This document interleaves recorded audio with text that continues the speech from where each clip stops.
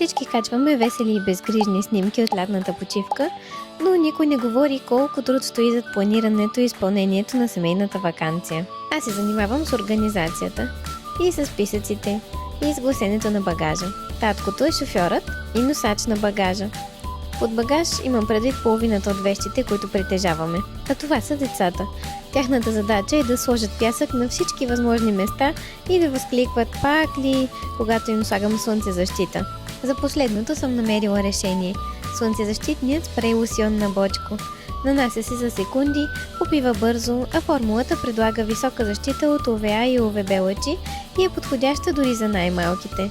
А щом и мъжът ми посяга към него, значи наистина е страхотен. След плажа идва ред на млякото за след слънце, което хидратира и успокоява нежната детска кожа. Мисията семейна ваканция е изпълнена успешно, с много забавни моменти и без слънчеви изгаряния.